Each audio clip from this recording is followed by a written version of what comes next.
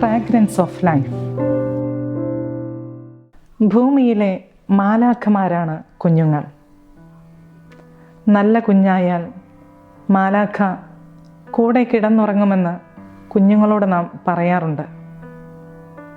സ്വർഗത്തിലെ വാനാരൂപികളെ മാത്രമല്ല, ഭൂമിയിലെ നിഷ്കളങ്ക ഹൃദയങ്ങളെയും സൂചിപ്പിക്കാൻ മാലാഖ എന്ന പദം നമുക്ക് ഉപയോഗിക്കാം.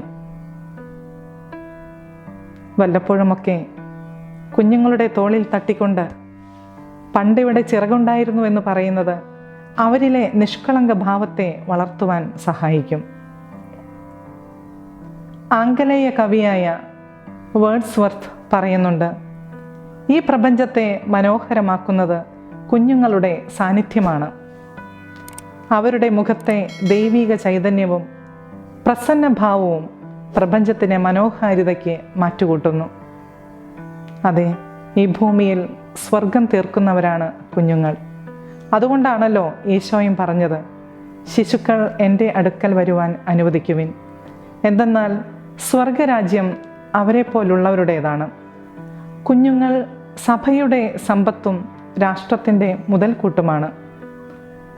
അതുകൊണ്ട് സഭയോട് ചേർന്ന് ചിന്തിക്കുവാനും ദൈവത്തോട് ചേർത്ത് വളർത്തുവാനും ശ്രദ്ധിക്കണം. സുഭാഷിതങ്ങളിൽ പറയുന്നുണ്ട്, ശൈശവത്തിൽ തന്നെ നടക്കേണ്ട വഴി പരിശീലിപ്പിക്കുക, വാർദ്ധക്യത്തിലും അതിൽ നിന്ന് വ്യതിചലിക്കുകയില്ല. വിശുദ്ധ ചാവറപിതാവും കുഞ്ഞുങ്ങളെ വളർത്തുന്നതിനെക്കുറിച്ച് ഇതുതന്നെയാണ് പറയുന്നത്. മാതാപിതാക്കളെ, കുഞ്ഞുങ്ങളെ വളർത്തുന്ന കാര്യം നിങ്ങളുടെ ഏറ്റവും പ്രധാനപ്പെട്ട കടമയാണെന്ന് അറിഞ്ഞുകൊള്ളുവിൻ. മക്കൾ സർവേശ്വരൻ തമ്പുരാൻ സൂക്ഷിപ്പാനായിട്ട് നിങ്ങളുടെ കയ്യിൽ ഏൽപ്പിച്ചിരിക്കുന്ന സമ്പാദ്യമാകുന്നു. തൻ്റെ തിരുച്ചോര കൊണ്ട് ശുദ്ധീകരിക്കുന്നതിനും തൻ്റെ ശുശ്രൂഷികളാക്കുന്നതിനും വിധി ദിവസത്തിൽ അവരെ തിരികെ ഏൽപ്പിക്കുന്നതിനുമായിട്ട് നിങ്ങളുടെ കയ്യിൽ തന്നിരിക്കുന്ന നിക്ഷേപമാകുന്നു മക്കൾ. അതെ, കുടുംബത്തിൽ മക്കളെ വളർത്തുന്ന കാര്യം ഏറെ കരുതലോടെ ചെയ്യേണ്ട ഒന്നാണെന്ന് ചാവറപിതാവ് നമ്മെ ഓർമ്മപ്പെടുത്തുകയാണ്. കുട്ടികളെ വളർത്തുമ്പോൾ ശ്രദ്ധിക്കേണ്ട മറ്റൊരു പ്രധാന കാര്യമുണ്ട്. 0 to 7, അതായത് 7 വയസ്സ് വരെയുള്ള കുഞ്ഞുങ്ങളുടെ കാലം എന്നുള്ളത് ഇംപ്രിൻറ്റിംഗ് പീരീഡാണ്. അതായത് അവരിലെ ബോധ മനസ്സ് ഉണർന്നിട്ടില്ലാത്ത ഒരു കാലം. അതിനാൽ എന്താണോ കാണുന്നത്, കേൾക്കുന്നത്, അത് അപ്പാടെ അവരുടെ അബോധ മനസ്സ് സ്വീകരിച്ച് അത് റെക്കോർഡ് ചെയ്യുന്ന ഒരു കാലഘട്ടമാണിത്. TV-ക്ക് മുൻപിലും മൊബൈൽ സ്ക്രീനിൻ്റെ മുൻപിലും കുട്ടികളെ വളരാൻ അനുവദിക്കുമ്പോൾ എന്തുമാത്രം അപകട സാധ്യതകളിലേക്കാണ് അവരെ നാം വലിച്ചിടുന്നത് എന്ന് നാം ഖേദപൂർവ്വം ചിന്തിക്കേണ്ടതുണ്ട്. നന്മയും തിന്മയും വിവേചിച്ചറിയാൻ പാകമായിട്ടില്ലാത്ത ഇളം മനസ്സുകളിലേക്ക് തിന്മ കടന്നുകൂടുമ്പോൾ അത് ശരിയാണോ തെറ്റാണോ എന്ന് തിരിച്ചറിയാനാകാതെ വലുതായി കഴിയുമ്പോൾ അവർ ചെയ്തു കൂട്ടുന്ന സ്വഭാവ വൈകൃതങ്ങൾക്ക് നാം തന്നെ അനുവദിക്കുന്ന ഇത്തരം സാഹചര്യങ്ങളാണ് നിമിത്തമാകുന്നതെന്ന് നമ്മൾ ഓർക്കുന്നത് നല്ലതായിരിക്കും. അതുകൊണ്ട് കുടുംബത്തിലെ ജീവിത നിമിഷങ്ങൾ മാതാപിതാക്കൾ വളരെ കരുതലോടെ ജീവിക്കേണ്ടതാണ്. കുഞ്ഞുങ്ങൾ ഒത്തിരി നന്മയുള്ളവരാണ്. നന്മയുടെ സൂക്ഷിപ്പുകാരായിട്ടാണ് അവരെ നാം വളർത്തേണ്ടത്. പത്രമാധ്യമങ്ങൾ വളരെ ആഘോഷിച്ച ഒരു സന്തോഷ വാർത്ത ഞാൻ ഓർക്കുകയാണ്. നോയലും അഭിനന്ദും 1ാം ക്ലാസ്സിലെ കുട്ടികളാണവർ. ഉച്ചഭക്ഷണത്തിനായി മണിയടിച്ചു. ഭക്ഷണപാത്രം തുറന്നു. നോയൽ നോക്കിയപ്പോൾ അഭിനന്ദ് ഭക്ഷണം കഴിക്കാതിരിക്കുന്നു. അവൻ്റെ കയ്യിലേറ്റ മുറിവ് കൊണ്ട് കൈ വേദനിച്ചിട്ടാണ് അവന് കഴിക്കാൻ പറ്റാത്തത്. തൻ്റെ കൂട്ടുകാരൻ്റെ വിശപ്പ് തൻ്റെ വിശപ്പിനേക്കാൾ വലുതാണെന്ന് തിരിച്ചറിഞ്ഞ് നോയൽ അവന് ഭക്ഷണം വാരി കൊടുക്കുകയാണ്.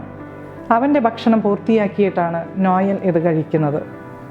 ആരും പഠിപ്പിച്ചു കൊടുക്കാതെ, ആരും പറയാതെ കുഞ്ഞുങ്ങളിൽ നിന്ന് സ്വാഭാവികമായി നൈസർഗികമായി വന്ന നന്മയുടെ ഒരു കിരണമായിരുന്നു അത്. അതെ, കുഞ്ഞുങ്ങൾ നന്മയുടെ സൂക്ഷിപ്പുകാരാണ്. അവരെ നന്മയിലൂടെ തന്നെ വളർത്താൻ നാമാണ് അവർക്ക് പ്രോത്സാഹനം നൽകി മുന്നോട്ട് കൊണ്ടുപോകേണ്ടത്. അതിന് പകരം നാം ഇന്ന് ചെയ്തു കൂട്ടുന്നത് tuition, entrance coaching, personality development ക്ലാസ്സുകൾ എന്നൊക്കെ പറഞ്ഞ് ശ്വാസം മുട്ടിക്കുന്ന വിധത്തിലുള്ള ഒരു അന്തരീക്ഷമാണ് കുടുംബത്തിലും സ്കൂളിലും അവർക്കിന്ന് ലഭിക്കുന്നത്. അവരിലെ നന്മകൾ വിടരാതെ കൂമ്പിപ്പോകുന്നുവെങ്കിൽ നാം തന്നെയല്ലേ അതിന് ഉത്തരവാദികളെന്നുകൂടെ ഓർക്കുന്നത് ഉചിതമായിരിക്കും.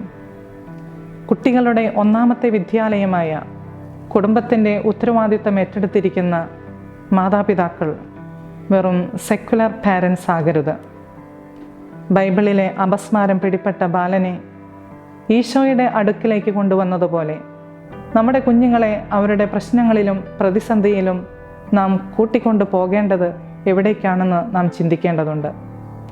12 വയസ്സിൽ ഈശോയെ കാണാതായപ്പോൾ മാതാപിതാക്കൾ അന്വേഷിച്ചു ചെന്നത് ദേവാലയത്തിലേക്കാണ്. ഇന്ന് നമ്മളുടെ മക്കൾക്ക് ഇത്തരമൊരവസ്ഥ വന്നാൽ നാം എവിടെയായിരിക്കും അവരെ അന്വേഷിക്കാൻ സാധ്യത? ദേവാലയത്തിൽ അൾത്താരയോട് ചേർത്ത് കുഞ്ഞുങ്ങളെ വളർത്തിയില്ലെങ്കിൽ നൂതനമായ അപസ്മാരബാധകളാകുന്ന സ്വഭാവ വൈകൃതങ്ങൾ ഭാവിയിൽ അവരെ പിടികൂടിയേക്കാം. അതിനാൽ ആത്മീയ മൂല്യങ്ങളിലും ധാർമ്മിക മൂല്യങ്ങളിലും അടിത്തറയിട്ട് കുഞ്ഞുങ്ങളെ വളർത്താൻ നമുക്ക് നിഷ്ഠയുള്ളവരാകാം. യേശു ജ്ഞാനത്തിലും പ്രായത്തിലും ദൈവത്തിനും മനുഷ്യർക്കും ഇഷ്ടപ്പെട്ട കുഞ്ഞായി വളർന്നു വന്നതുപോലെ നമ്മുടെ കുഞ്ഞുങ്ങളും വളരട്ടെ. ഭൂമിയിലെ സ്വർഗം തീർക്കുന്ന മാലാഖമാരായി അവർ മാറട്ടെ.